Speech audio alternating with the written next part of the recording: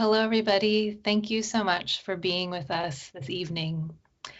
I'm Brynn Saito, one of the co-editors, along with Brandon Shimoda, of The Gate of Memory, Poems by Descendants of Nikkei, Wartime, Incarceration.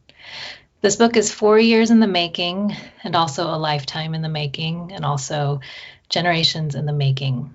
One morning in August of 2021, in the midst of Western fires and a global pandemic, Brandon wrote me an email. I have an idea, he said. Maybe the idea is obvious, even inevitable, an anthology of poems by descendants of the incarceration. It hadn't been done yet, and I was immediately in. When we approached Haymarket with the proposal, their enthusiasm was palpable. They immediately understood the project's heart. Thank you to the entire team at Haymarket Books, including Erica Foreman, Jim Plank, Carlos Enriquez, and John McDonald for helping us bring this work into the world. Thank you to Jamaica Williams and Jamie Carey in production and design, and immense gratitude to our editors, Maria Isabel Carlos and Maya Marshall, for your expert guidance, generosity, and steadfastness through this entire process. We'd also like to thank Emily Peacock, our spectacular editorial assistant and a fantastic poet in her own rights, Hetty Mouchard, Mitsuye Yamada's daughter, for her collaboration with us over the years, the artist Rob Sato, whose incredible artwork illuminates the cover, and the Henry and Tomoe Takahashi Foundation, whose support has made possible a robust book tour, an educator's guide, and our website. Over the course of this process, we collected over 1,000 pages of poetry, and we're so grateful to all of you who shared your poems with us. Two survivors of the camps, the award-winning Mitsuye Yamada and Lawson Fusao Inada, open and close this anthology with their words. Our gratitude to them for showing us how to be socially engaged poets, ever growing, ever evolving, is beyond words. And we remember this evening the two poets in this anthology, Amy Uematsu and Claire Kagayama Ramakrishnan, who are no longer with us, but whose spirits and voices infuse this book. Thank you to Amy's husband, Raul Contreras, and Claire's husband, Rajesh Ramakrishnan, and their families for collaborating with us these past couple of years. Lastly, thank you to our families, whose love and encouragement has made all of this possible. Before we proceed, we are honored to share a short welcome message from Mitsuye Yamada, who at 101 years old continues to inspire. After that, Brandon will read from the anthology's introduction, and you'll hear poetry from 8 of the anthology poets. We'll close the evening with a conversation among the contributors and a special presentation from tonight's co-sponsor, Tsuru for Solidarity. Now we will play a short word of welcome from Mitsuye Yamada.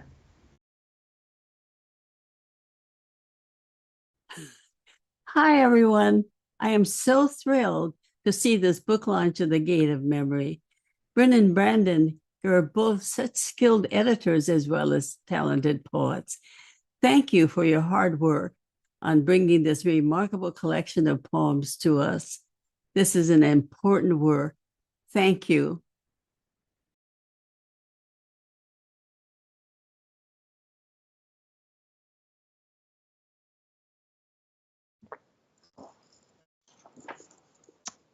Even the dead will hear us speak. It feels like many lifetimes ago, and as recently as yesterday, that our ancestors, our parents and grandparents and great-grandparents, our aunts and uncles and great-aunts and great-uncles, approaching 150,000 of them, were, during the Second World War, criminalized by the governments of North America, of Canada and the United States, dispossessed of their belongings and livelihoods, forced from their homes, and exiled and incarcerated in prisons and concentration camps across the continent. The story of the mass incarceration of the Nikkei population, the Japanese and Okinawan American and Canadian people, has been told many times, in many ways, in many settings. under many circumstances. Yet it still feels as though the reality of it has not been liberated, or not entirely, from a kind of obscurity that requires the story to be constantly retold. And so many lifetimes ago, because that is how incarceration, the hard fact of years encircled by barbed wire and wilderness, is often imagined and expressed, including within families of people who were there, including by survivors who are, as of now, passing away, as a memory that has become increasingly difficult to retrieve and re-inhabit. Many of us grew up in the illusion of that distance, the memory shared through stories materialized in fragments, or like dusting fog off a photograph. Many of us grew up with an awareness of what happened. The story was part of our lives, was talked about openly, and shaped our understanding of the world and how it worked. The meeting ground between knowledge and unknowing formed a piece of the heart of the post-incarceration community, in which the wartime experience, in the ways it has been received or not, in the ways it has stayed remote or become a part of the environment, is still being discovered. It is still being felt. And so yesterday, because awareness and understanding cannot always guard against the forces of traumatic experience and or the systems of oppression that form the source and scaffolding of that experience. The components that constituted incarceration and that maintained it continue to proliferate. We see it in anti-Asian racism, anti-immigrant legislation, warrantless raids, migrant detention, family separation. We see it in the disappearing of pro-Palestinian student activists to ICE detention in Louisiana. We see it in the disappearing of immigrants and asylum seekers from Central America to a mega prison in El Salvador. We see it in generalized, pervasive politics of fear, in the internalization of an enforced contest with one's own citizenship and sense of self, in the funding and application by our governments of these same racial, imperial, colonial, carceral logics on indigenous land and in the streets of the Americas and around the world, including in this country's funding and arming of the ongoing genocide in Gaza. We are made to see it whenever incarceration or the camps are invoked by politicians, or in the media as an example, a metaphor, or a threat. And we can see these forms of oppression being resisted in the continuously evolving response to these injustices, in acts of vigilance, protest, repair, in intergenerational and intercommunal solidarity, in storytelling and art making and writing, including poetry. Which brings us to our first poet, Anne Watanabe. Anne is a queer femme yonsei and shin nisei nurse, organizer, peer counselor, and writer living in Chicago.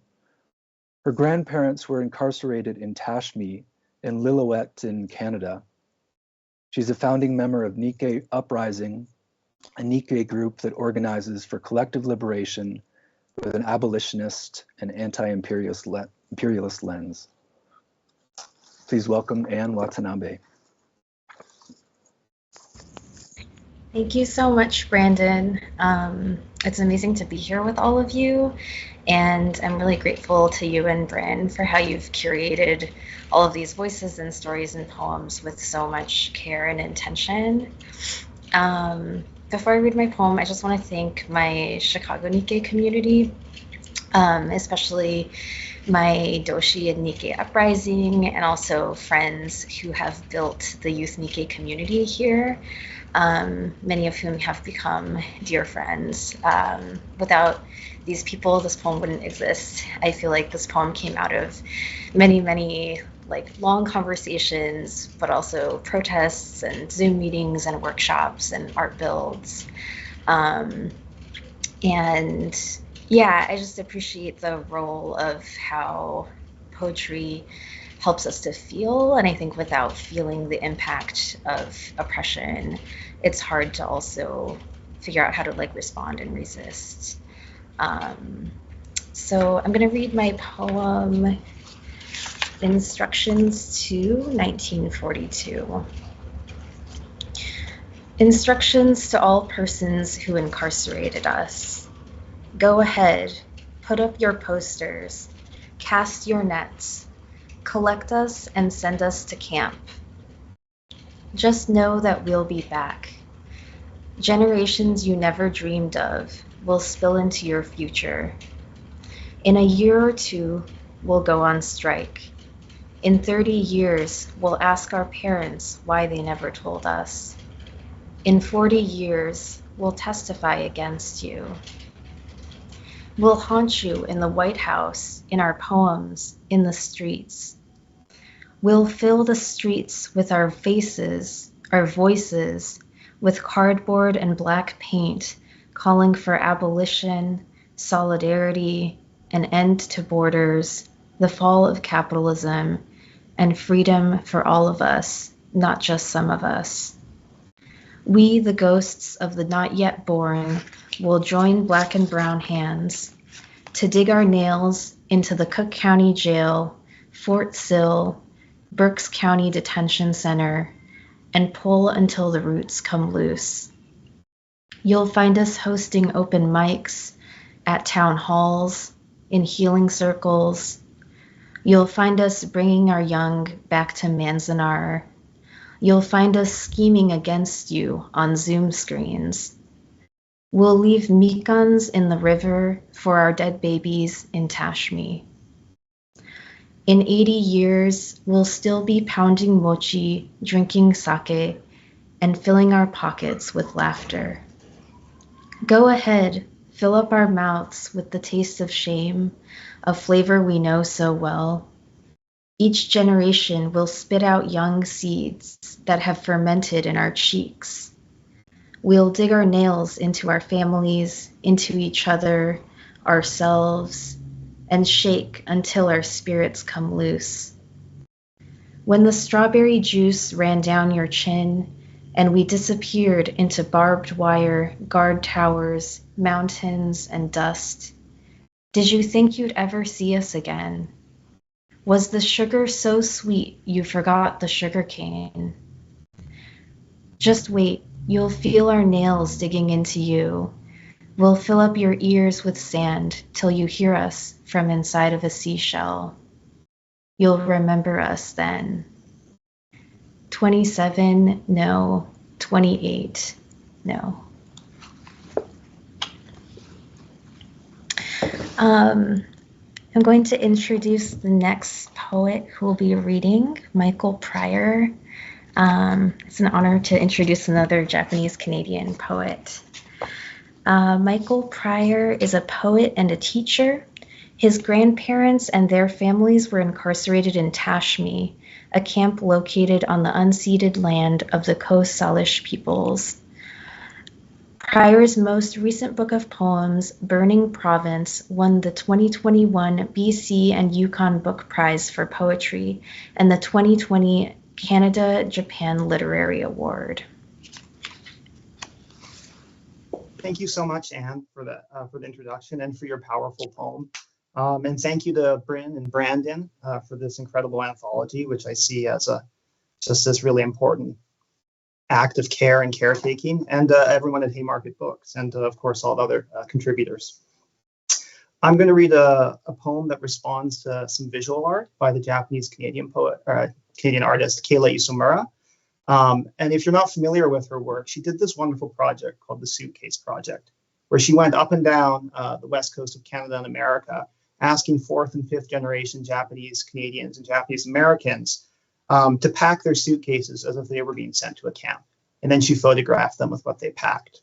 And so I encountered an exhibit of her work in the Nikkei Center in Burnaby a while ago, and it was really, really powerful. So this poem, 150 pounds, weaves together some of her images and some of the ones that I've inherited from my family. 150 pounds. Each adult will be allowed 150 pounds, and each child will be allowed 75 pounds of baggage. BC Security Commission, 1942. In some, the luggage lies open, like a mouth mid-sentence. In others, closed zippers grimace. What would you have brought? Slippers, a stuffed platypus, a gold watch on a chain, copper pots swaddled in bedding. The hypotheses that thinking can be things, that each decision shrinks a pained mind to the space inside a suitcase. Include lacquered chopsticks, silver forks, a hammer scarred by rust, the orders nailed to telephone poles and doors. Omit what you whispered then, most of what you've seen. I was given 48 hours notice, 24. I passed ice and pines and plains. I rode an iron serpent into the interior beside 400 others. It was humid. It was cold. If pain is remembered to be dismissed, if fear still seeds its rotting forest, this is the gardener's trowel, a blue skein of yarn, a violin, a ukulele, ukulele, ukulele. This is a porch light flicked on and off an abscessed night. These are pear blossoms falling on the driveway like footprints in black ice. Memories, river stones metamorphic and worn. How many might an able-bodied individual carry through livestock stalls and mud, onto a bus, a train, into a tiny uninsulated shack? Most say the same.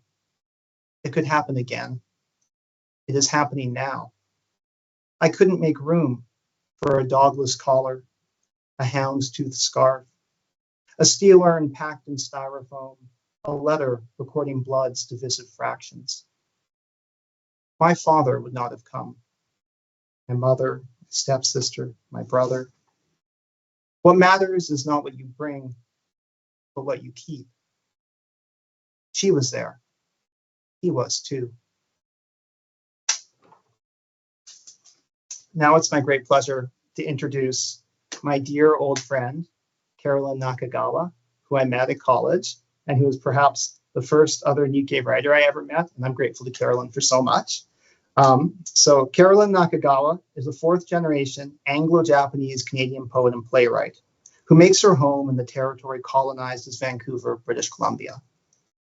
Her paternal grandparents were forcibly uprooted from Steveston and lived in Magna Bay and West Bank before returning to Vancouver in 1950. She is currently seeking a publisher for her full-length poetry manuscript. Thank you, Michael, for that introduction. It's very special to be introduced by you since we've been on this journey together in so many ways since college.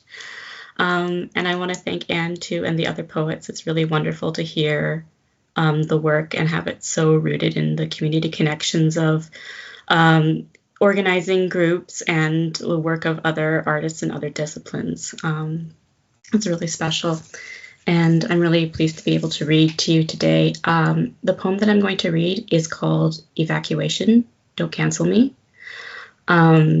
The language that we use to talk about these historic events has been crafted in specific ways from the beginning, originally by the people who were engineering these injustices, and then later on, the communities, both in the United States and Canada, took over and tried to reshape the narratives using these things. And I am really inspired by following this and to learn about it as a writer, but I also feel like there's something about going back and looking at the history of or the evolution of these words and how they still remain in our consciousness even as we understand things differently and grow and create better words. Those original ones still leave imprints, especially I think outside of the public narrative and in our own family narratives, they leave imprints in different ways. So that's what this poem is about and why it's called Evacuation. Everything was lost then, though we already had nothing. There is a place in you no one can enter, thoughts stranded at its edges. That's what I mean by memory, this vacancy marked as love. I tried to hold you, but you had to leave again, still looking to be safer than home. You had to leave and find some place simpler, where I wouldn't follow. It was for my benefit. Why call a thing what it is if you can forget it, live outside of what you gave me? I don't need anything from you except stillness. Try to leave me here. Try to leave for something easy. Try to leave me behind. Thank you. I'm going to introduce the next writer, Cathlin Goulding. And Cath is an educator and curriculum designer, a former public school teacher. She co-directs YURI Education Project, an education consultancy that helps K-12 educators teach and tell Asian American histories. Her grandparents and mother were incarcerated at the Jerome and Gila River camps. She lives in Queens, New York.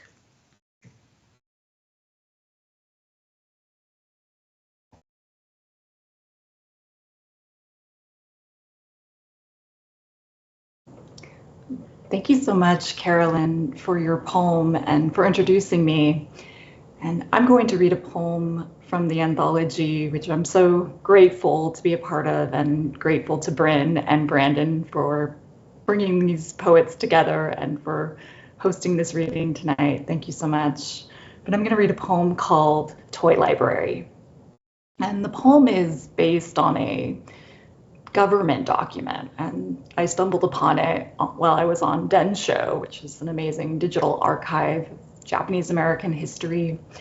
And the document describes a toy loan library for children at Manzanar, which was one of the camps in Eastern California. And at Manzanar, they built a library where children could check out toys. And my mother was a child in the camps, and I became interested in how children lived and played within a carceral context.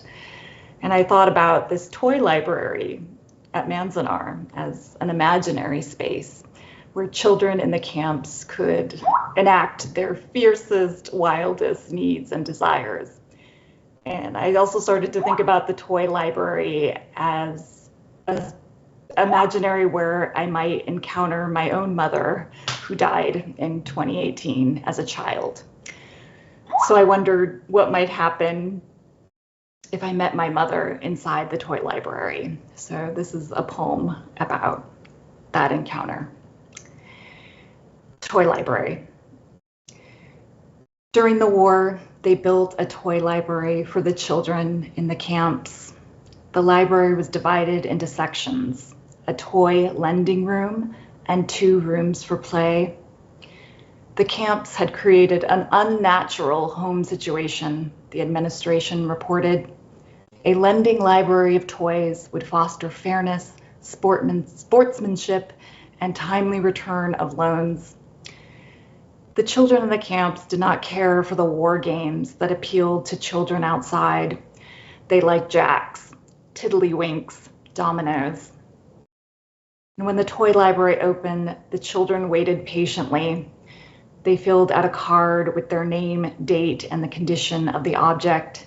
They selected blinking ivory dolls. And years after the camps closed, the buildings dismantled, archaeologists discovered glass marbles.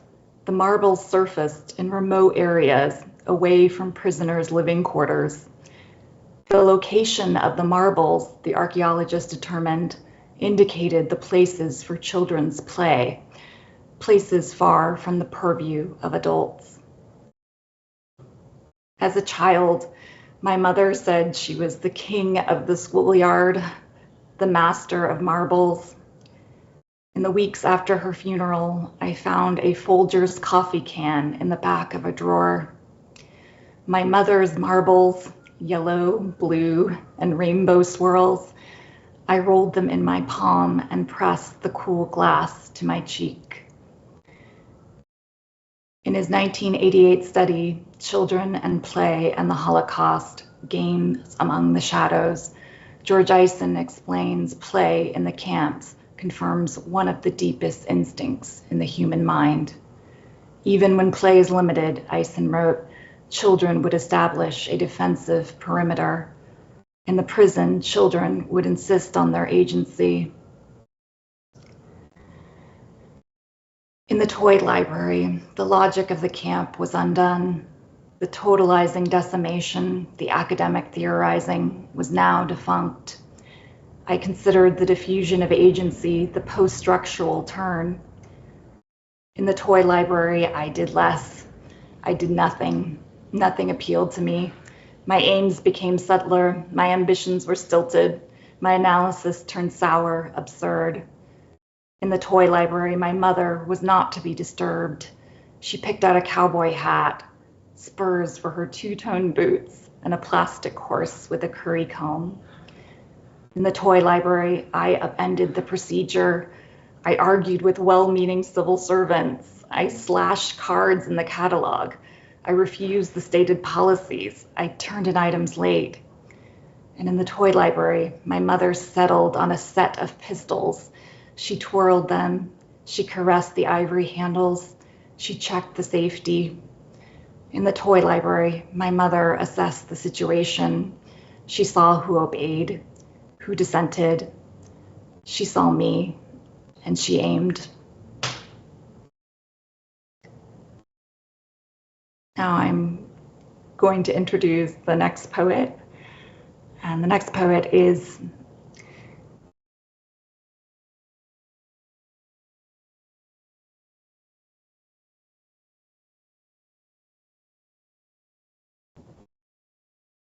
Salt, forthcoming from Alice James Books in May.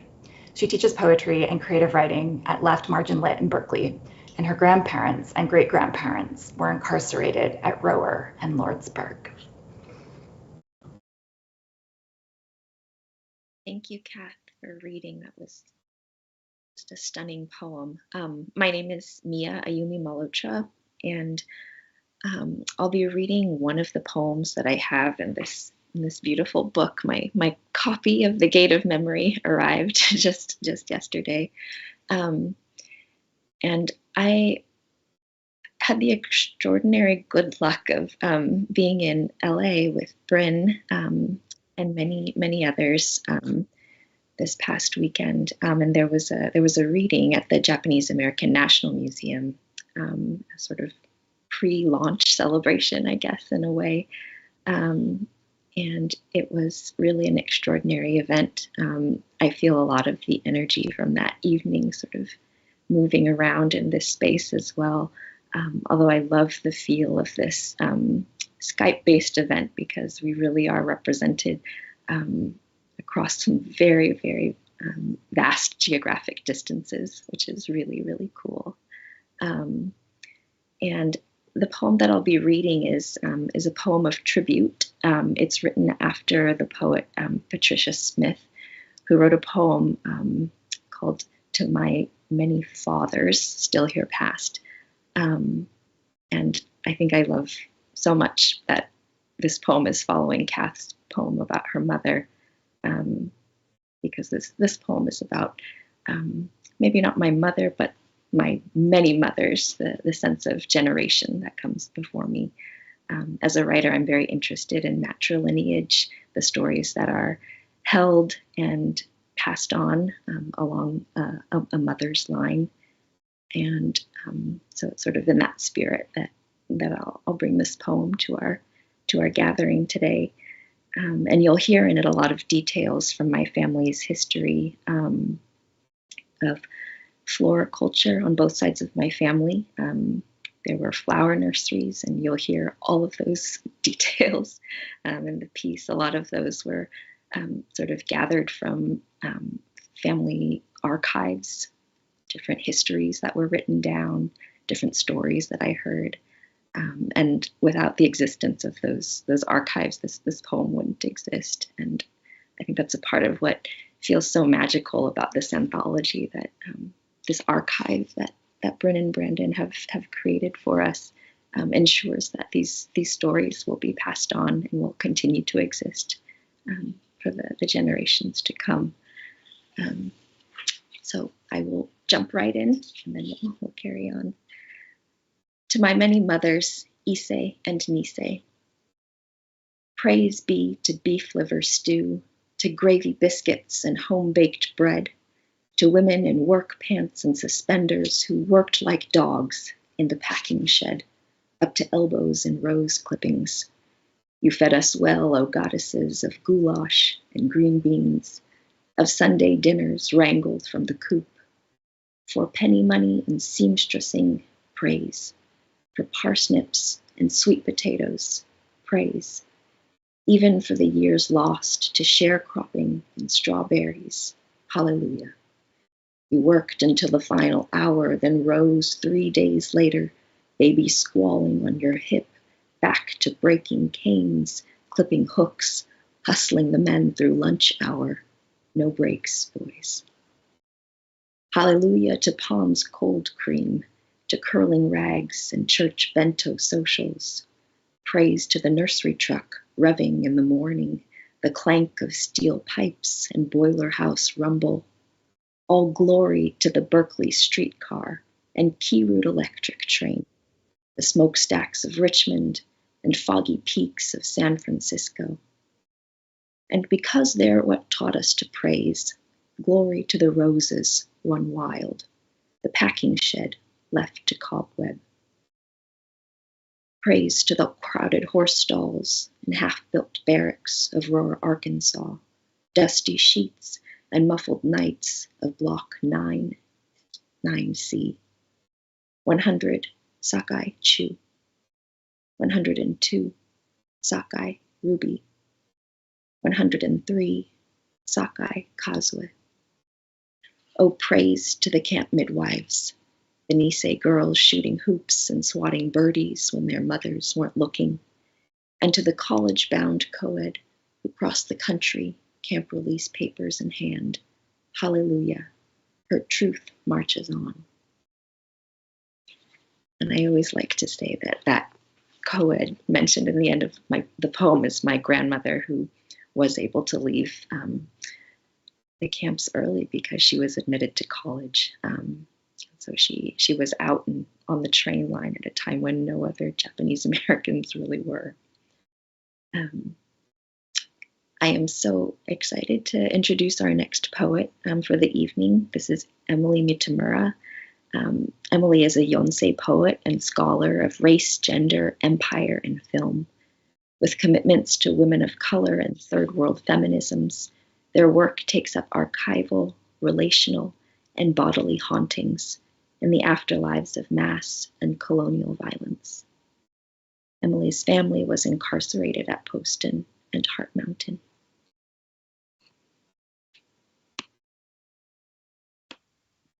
Thank you so much, Mia. It's a really incredible poem. I have so much appreciation for everyone here. I'm adding to the ocean of gratitude for Brynn and Brandon, and so honored to be in space with you all, including wonderfully downstream from Mitsuye Yamada, whose work I read with my students every year. I learned from you all about the real politicalness of being together, especially right now, and how needed that is. I'll read my poem from a photo tonight. My mom has my copy, but this way I get to include my Gosei nieces who are holding the book in the photo. And, yeah, thank you to them too. So yeah, my poem in the collection his self-portrait as Contained Swarm. My body metabolizes stress as dreams about bedbugs. Indoor space is a biome scientists are still learning how to know. I flip bedsheets inside out and exclude you from the poem. After camp, my grandmother hoarded everything. This new branch of urban ecology reproduces in built structures. The professor advised me once to fall in love. The cell changes over time. Each time I'm touched, like peeping through my skin is clear domicile. I know homemaking is a weapon. Silverfish aren't fish, too alive at the gut. My friend asked me what I think of minimalism. My grandmother picked horse lice out of my uncle Yoshio's hair, a holding. I've been tempted by the idea of empty space. I lock myself up at night since then. Human houses are only a subset of the indoor biome, not including animal stalls. The indoor biome is suited for citizen science. My grandmother used to live here. We inhabit each other, a definition of affect I'm trying on for myself. I read the flora and fauna in my home as uncannily resilient. My ancestors' bodies were presciently small. Nests accommodate the needs of infestation. I simply could not live in this house alone. Even minimally after disrepair, my body is built, of course. A cell changes over time. Arthropods have been domesticated, we didn't know, flattening themselves to the home. I'm learning how to name a space I wish was empty. My now partner does not laugh at me peeling my skin at a swarm in our house. There is a minimalism to keeping myself inside. A horde reproduces itself along a family line, diverging form and association. The cell changes over time.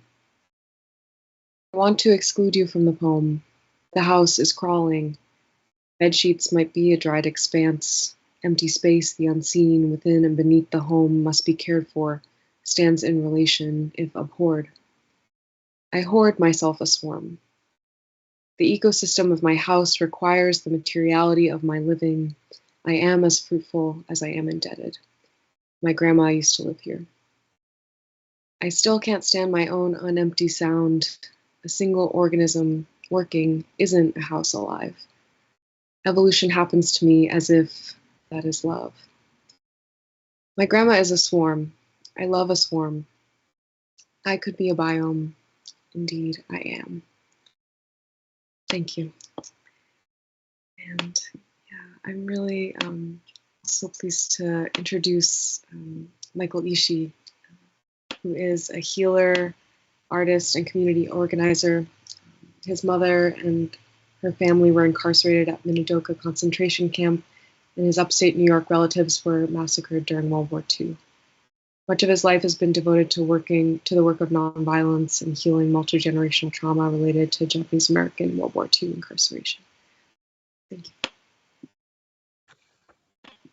you. Thank you, Emily, and thank you for sharing your poem with us. I first want to start by saying I want to read today in honor of Mitsuye Yamada because as an 18-year-old in Oberlin, Ohio, in a small office in a basement, I found a Rolodex with her phone number and I cold called her, and she was kind. She was encouraging, and she offered me hope as a young Japanese American man trying to figure out his identity and a way forward. So thank you, Mitsuya. Thank you. Okage samade. I'm going to read a poem called Tsuru for Solidarity.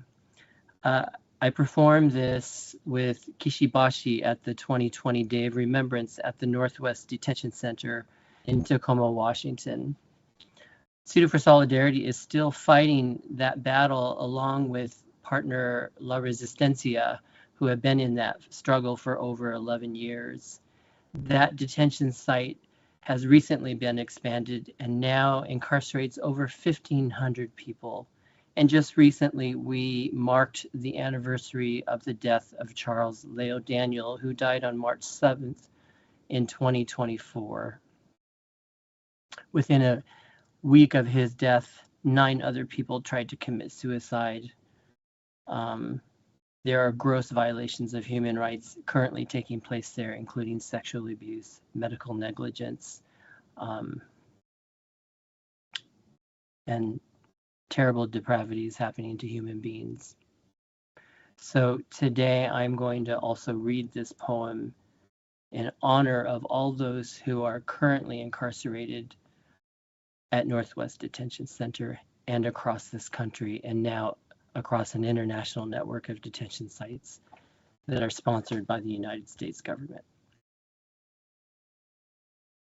If you seek an army for vengeance, you will not find it here.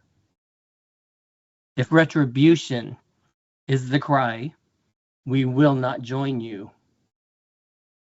When we employ violence against humans, physical, economic, psychological, spiritual, sexual, if we violate children, the sacred trust, then we act against ourselves and the universe.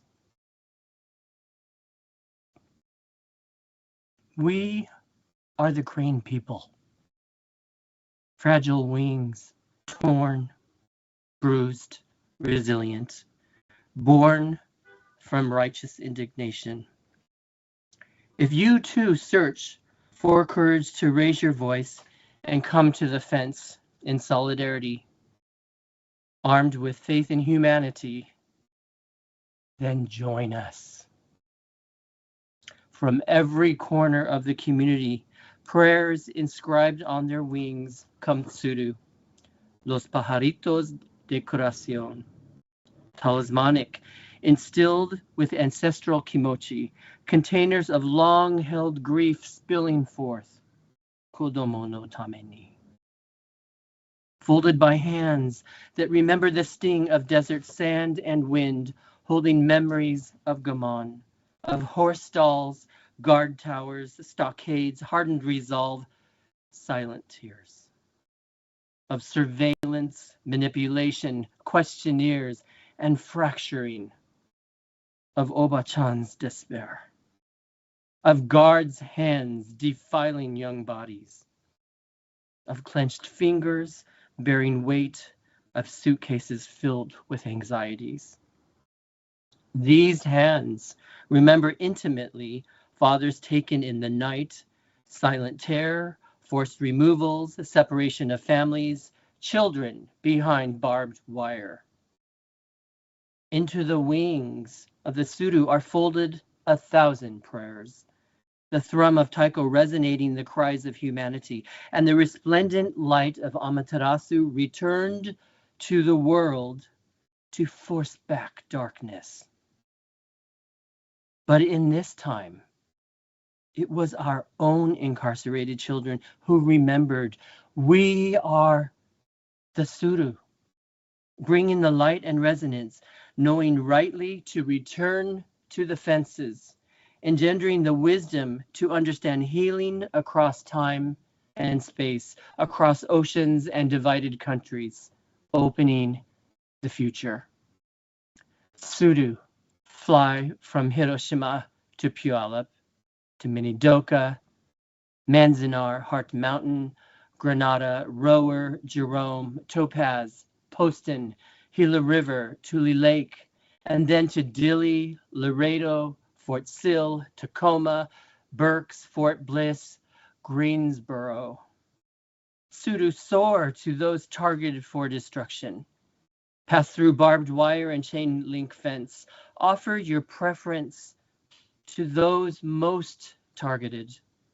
Alight with those starving themselves in resistance, with families torn asunder. Fly to those despairing inside the cages. Join here to hold the center and look back directly at the violence. Itai. Itai. Touch your wings to minds lost in torture of others. Bring your light to these desecrated places. We call upon our ancestors in time of greatest need. Help us fly home to one another with resolve, and to our furthest and most internal spaces, our luminous centers, embracing strength, wisdom, kindness, so that in radiant constellation we may return together to end the violent cycle of forced removal, mass incarceration, separation of families, deportations, and together heal the wounds spanning across generations. Satsuki, Nancy, Bruce, Carl, Duncan, Tsuya, Joy, Lisa, Tom, Holly, Akemi, Kiyoshi, Emiko, Chizu, Masuko, Lam, Jun, Nora, Maru, Leslie, Margie, Aaron, Sparks, Deepa, Maya, Taryn, Julia, Rini, B, Silky, Kaoru, Stan, Barbara, Shoshana, Nobuko, Suzanne, Keiko, Becca, Celeste, Catherine, Mika, JJ, Casey, Ali, Betsy, Roby, Yuri, Bill, Michi, Mineo, Gunzo, Misao, Denise, Tadashi, sister, brother, neighbor, survivor, descendant, stranger, friend. We are Tsuru for Solidarity. Thank you.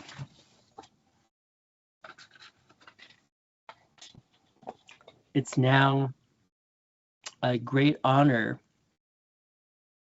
to introduce my sister, Tkl Un Yeik, Paulette Moreno. Paulette is a civil rights leader, poet, and speaker. Her grandfather, George Kamachi Miyasato Sr., and her uncle, George Miyasato Jr., were incarcerated during World War II in Lordsburg, New Mexico, and Minidoka. Paulette and Harriet Miyasato Belil, her mother, are journeying to share their vision of truth that reflects worth. And today we'll get to hear her read Daughter, You Were Blooming. Please welcome Tkl Un Yeik. Thank you.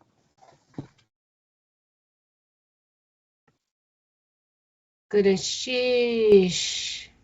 I thank you for coming together collectively. All of the poets, the words that you have released into the universe will come back 10,000-fold and heal those that are yet to be known. I am on the traditional homelands of the Tkl clan in Sitka, Alaska. And it is an honor to know of my mother's presence, Harriet Miyasato Belil, at 91 years. She wrote a poem called Unshed Tears. It was a heartfelt and very hard, heart-wrenching poem. But I wrote a poem back to her, and that is what is included in the shared memory that we have. And it's one that I'll be sharing today. We have something great to do together. This poem is called Daughter, You Were Blooming. Mama, Mama, where has your soul went? I asked as she slipped away 7 or 8 decades ago. In moments she would go to visit her child within. You know, the one with rice paper skin and Tlingit salmonberry lips. Mama, Mama, let's go together. I'm ready for the trip. I have 2 rolls of courage packed up like seaweed for hunger and fuel for your body memories. What hurts so much, little mama? I want you to come back brilliant like the big dipper stars and shimmering northern lights. So we went to her place of scary race hate.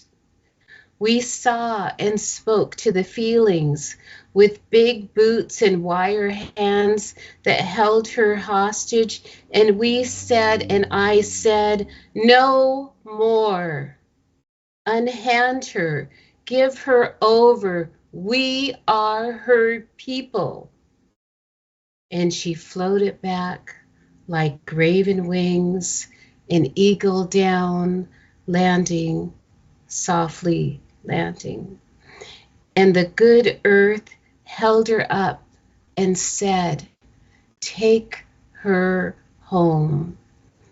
And her drenched, tear-stained face cleared up like a cloud being chased by the ocean away. And her spirit found the salmon, halibut, and cod to play. Little Harriet is back, brilliantly unearthed, finally feisty like the courage we packed in a seaweed-wrapped package. Oh, sacred keeper of space, I see you clothed in leaves. As she walks up the shore, gray and white rocks, shells and pearls at her feet.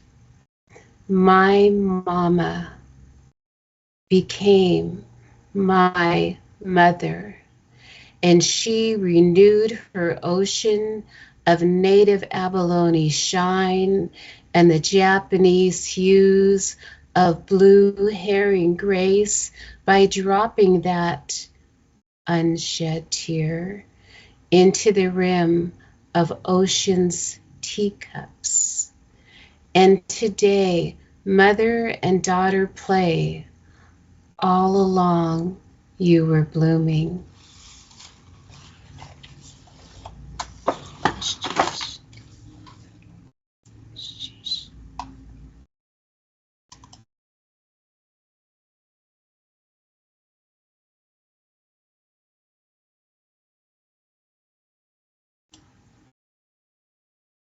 I believe we are all going to gather now and on the space. Is that right, John? Okay. That was beautiful, Paulette. Thank you. And thank you to everybody who's listening and who's here with us tonight, and to the 66 poets who are in this book. I think most of you are here with us tonight as well. And to the 8 of you who just read your poems and brought this book to life, brought it alive. We're so grateful. We wanted to spend just a few minutes with the poets who read this evening to hear some of your reflections. And maybe before we do that, maybe I'm going to pass it to my co-editor, Brandon, first. I'd love to hear your reflections, Brandon. You're listening to this sort of constellation of voices and what's coming up for you. I know for me, it feels like the book is taking on a new life as we host these events and we come together. And so I'd love to hear sort of what's coming up for you, Brandon, and we can sort of open it up. Yeah, I think, or I know, I can feel that everything is coming up for me. I love you all so much. Thank you all so much for reading. I found myself going through successive waves of emotions as I was listening to each one of you and getting completely lost in the sound of your voices, which is so extraordinary because Brynn and I have been really in paper for 3.5 years. And I know many of you, and I know the sound of your voices, but in a way we've been processing these poems kind of in our own voices in a way, or trying to imagine or project you into the words that you've shared. So to hear your voices tonight, and I know it's going to continue to happen, is really profound. It's very emotional, and it's so simple too, to just be given the gift of somebody else's voice. So I'm just so full of gratitude. I know I'm going to be processing just this space for a while beyond the moment. But I just want to thank you again. And if anyone else has something that they're feeling or that you're thinking about right now, I'd love to hear.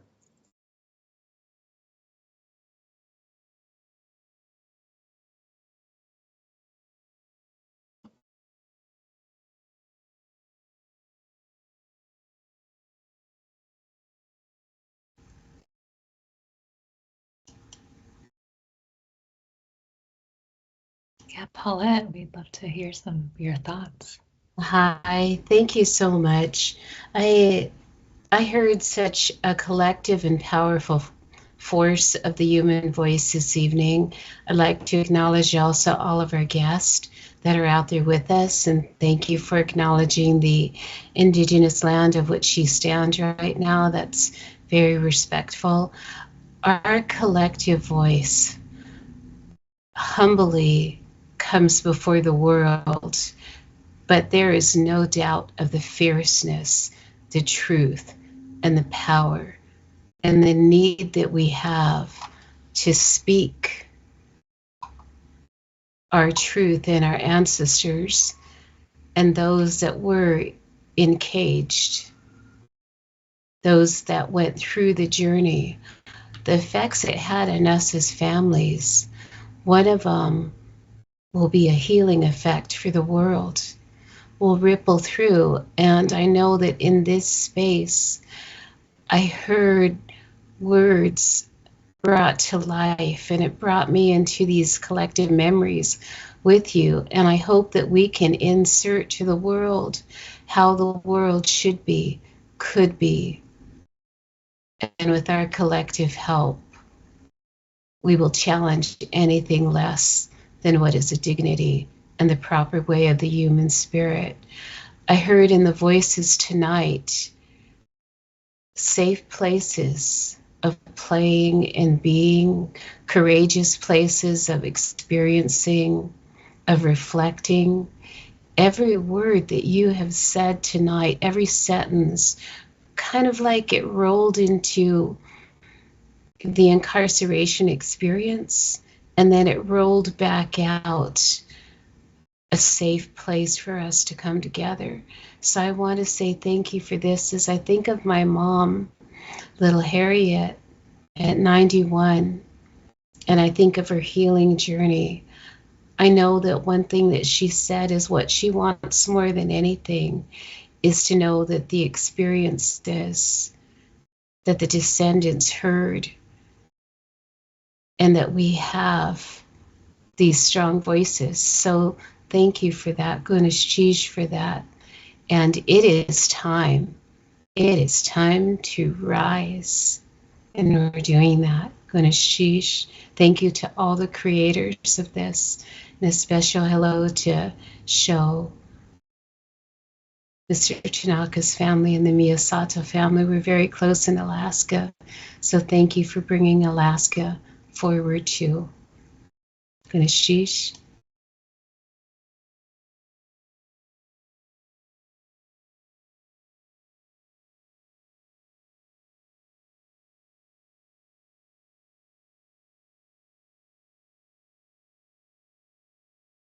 Anyone else have any thoughts? This is like when we teach our classes online, and but we're good with silence too.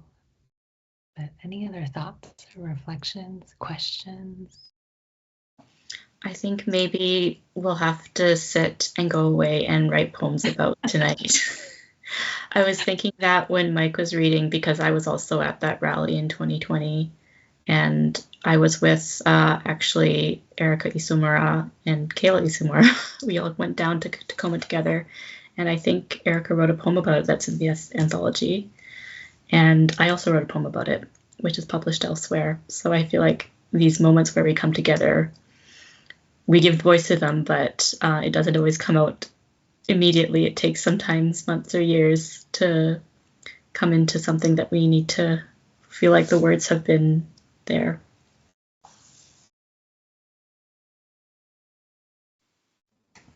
I think that's such a wise thing, Carolyn. I feel the same way. And I also wanted to say that I've had this really profound sense of maybe a kind of braid, or a way in which the fibers of our histories and lineages, both relationally, I keep hearing little bits of common history that different folks have with other people who are here tonight. And it just makes me think about all of our lives and our family histories are all sort of twisted together, or gathered together into what really feels like a very, very durable and resilient kind of, I don't know what we call it, a chord, which also feels musical to me. But I think there's something really, really beautiful and very strong about what we've done with our voices, but also what's been done through all our lives already, and that we just sort of, by existing, exist in this way. It's very moving to me.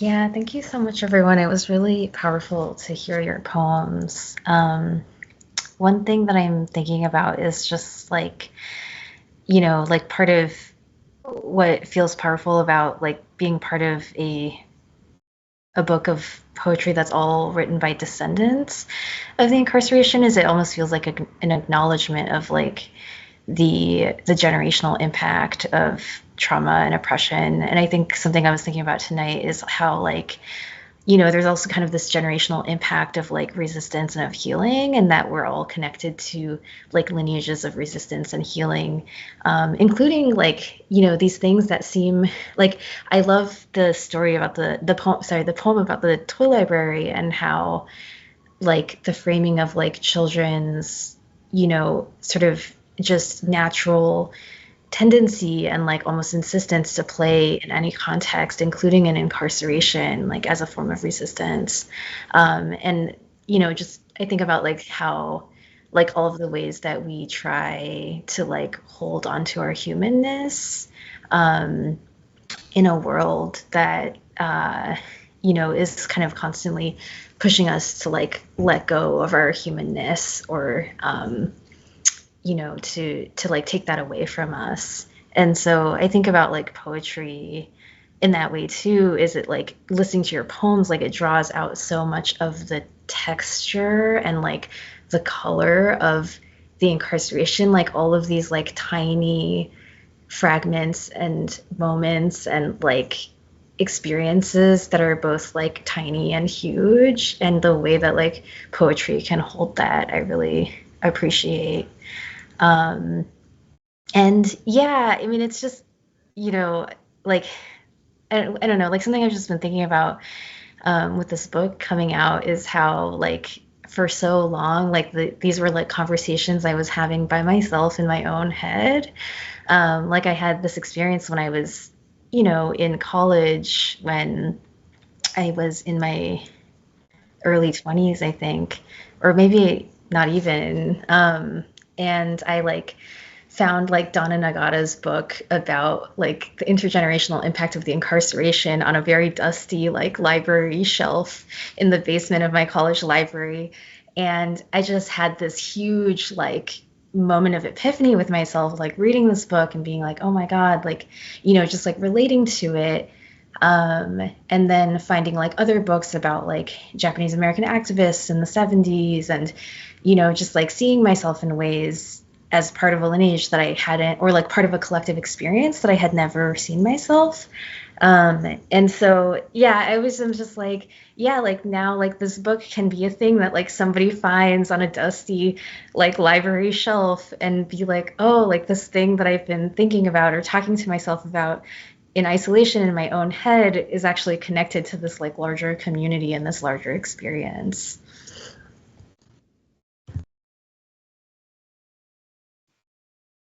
I really appreciate that, Anne. And I wrote down this line from your poem, "We the ghosts of the not yet born." I think a lot about what it is for Brynn and Brendan and all of us and so many others to bring together this anthology, like in a lineage of anthologies also that do this work of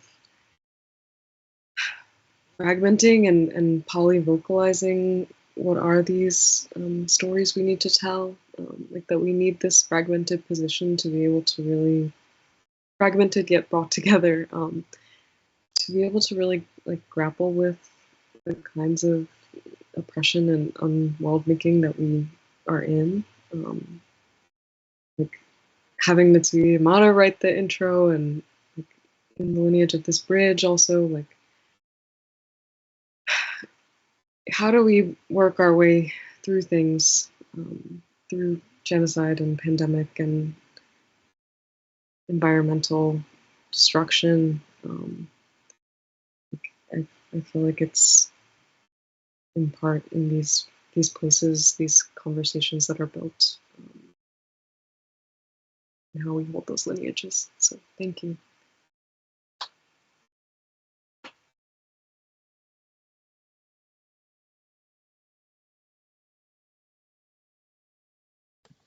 Just wanted to share a short, just a memory really. And when you were reading your poem, there was a line, I'm sorry, I can't quote it exactly, but it was, you put shame in our mouths and from our mouths came the seeds of healing. And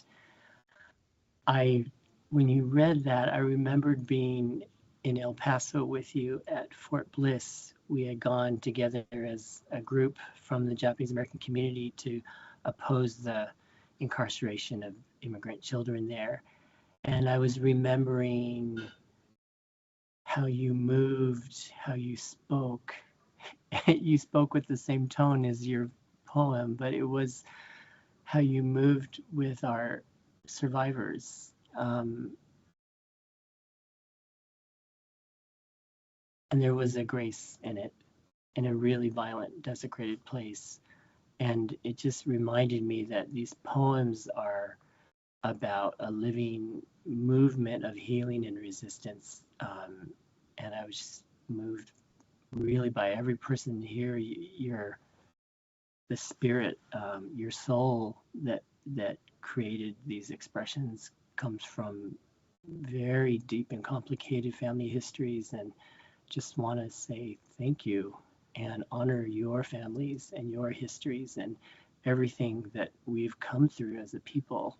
I was really reminded of this tonight, and I was sort of also thinking about Brendan and Brynn reading through thousands of poems and holding space for all of our community in really acknowledging and really honoring the lived histories and what we went through collectively. So thank you for that, because that in itself is a healing moment, and I really honor you for doing so. Thank you.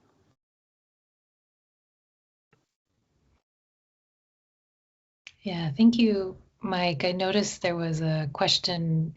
There's probably a lot of questions and comments in the chat, but one of them was, what was the hardest part for Brandon and I?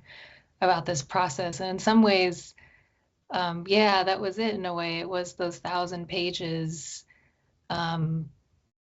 It was like there was an intensity to that, but it was also the most beautiful part, you know, sort of the most nourishing and beautiful and heavy. And yeah, the chorus, the chord, you know, just but the honor of that to be with all those poems. And I think I think the hardest part for myself, and maybe Brandon, you can share too, but was just having to whittle it down to the page number, you know, to get to 240 pages or something like that, when it felt like we wanted the 1,000 pages. We want all the pages, because it feels so important and it feels timely and it feels, yeah, healing, that word Paulette's used a couple times. There was so much silence, you know, especially, you know, in I think about my family, I think about all of the silence that the trauma caused. And it feels like finding each other and talking to each other and just having these years with Brandon where we would be talking and emailing and sharing ideas and dreams, like that was, it's like the process was the goal in a way, like just being able to be together, you know, and hear each other and be with each other, like the book was just an excuse for that, where all that kind of healing could begin to take place. Yeah. Brandon, how about for yourself? Was there like a hardest part or anything that comes to mind? I think, well, yeah, it's and you said conversations we have in our own head, something like that. And I was thinking one of many definitions of poetry could be conversations we have in our own head with others. This is essentially a conversation that we were having in our own head, that I was having in my head and Brynn was having in her head, that we needed to open up to each other. I think the hardest, I don't know, it's an interesting question, because maybe I don't think about what the hardest part of anything is, but I think, you know, healing is not permanent. It's not a permanent thing. It is something that has to happen constantly. And that can be a hard realization, whether it's through poetry or relationships or in general. There's this idea that once you heal, once you're made whole, that it will endure. But I find that it's something that has to be constantly tended to, because it slips away, that healing or the effects of healing slip away pretty easily. For example, I feel very healed right now, but yeah, there's no guarantee how that will impact an hour from now. But I think that's one of the reasons why I have a relationship with poetry, because when I find myself slipping out, I can slip back in, and maybe the nature of the healing that I meet changes. It's different each time. Yeah, that's my answer to that question. But I think, again, I'm still kind of stuck where I was like 20 minutes ago, of just being in awe. The last thing I wanted to say about that is all 66 people, well, 66 minus myself, are legendary to me, like iconic, become these like beautiful, brilliant giants in my mind. And I think you all will continue to be. So yeah, thank you again for entrusting us with your work.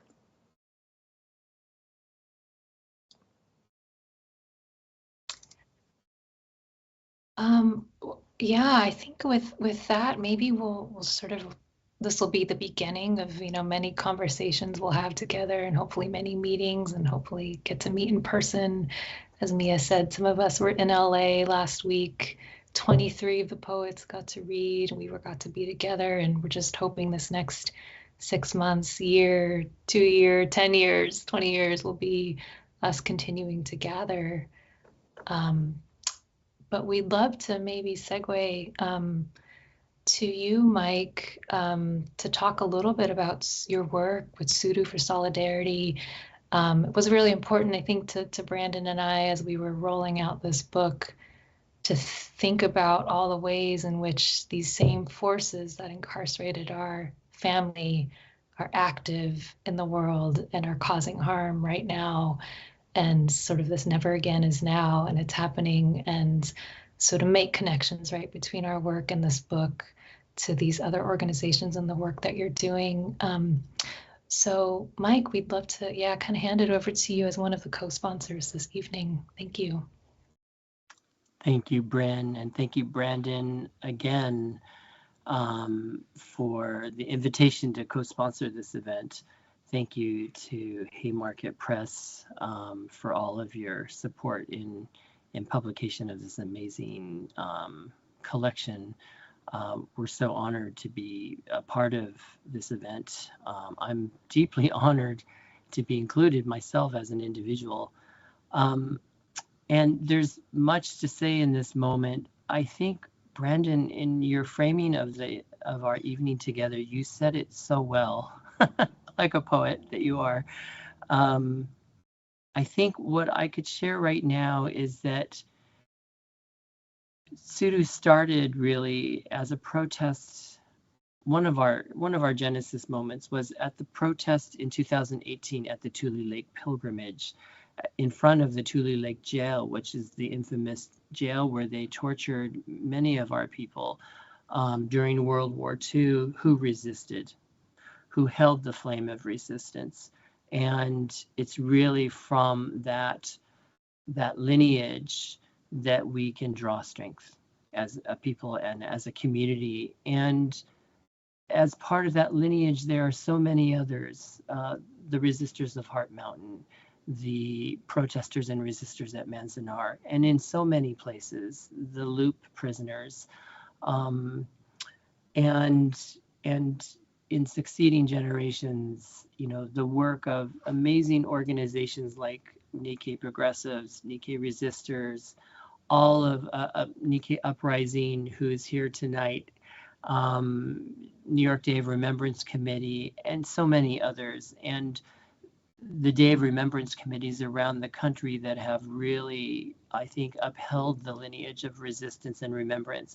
And so in this moment, what we're finding is that there's an opportunity for us to come together in a united front to oppose state violence. And if we are thinking about our ancestors who were incarcerated, my mother and her entire family, in my experience, in my own personal experience, I can say that I want to be the ally that they didn't have. I want to go to that fence. I will speak up. I will not remain silent. I will not let them shame me into silence. And I will take risk in this moment because it's what's required if we're going to hold on to our humanity. And so I want to encourage folks here to get involved in this time. We are so lucky not to be the targeted people in this moment, but we know what that's like. We know the intergenerational, multi-generational harms that come from that kind of state violence. And so wherever you are, please find your connection to the Japanese American community. There are organizations across the nationally and internationally, in Canada, in the US, even in Europe and Japan. There are people organizing in solidarity around ending state violence. And it's not just detention sites of the United States. It's imperialism, it's forced removals of people off of their ancestral lands, it's the disappearing of people and the stripping of human rights. And as a community, we have every reason to stand in solidarity with those people who are currently experiencing violence right now. So thank you to all of the poets who read tonight, who submitted for this anthology, who are in the anthology, and so many others who have been fighting for liberation and really for us as a people to reclaim our voice of resistance. And it was very strong tonight. It's within the pages of this amazing group of poems, but it's also everywhere in our community. Thank you if you are getting involved. And if you're finding you're not sure where to start, then go to sudoforsolidarity.org. We'll connect you to our work, or we'll also point out where we know there are other community-based Japanese American organizations around the country, hopefully in your community or close by, and we'll help you connect to them. Thank you. Thank you so much, Mike. Thank you. I believe that will start to close our time together, and I believe there will be links in the chat to the organizations that Mike has mentioned, as well as to the book, and also to an events page on our website. So we'll be in Seattle next week, and Chicago, and online, and possibly Toronto in the summer. So please find us, and please gather with us. Come see us. Come read your poems with us. Brandon, is there anything you'd like to say by way of closing? No, I think what Mike and what everybody shared is the note to go out on. Thank you again, everyone that I can see, but also everyone out there who we can't see. So appreciative of your presence, and all of the other contributors that, again, are out there. We're so happy to be with you all tonight. Thank you. Thank you, everybody. Have a great evening. Thank you.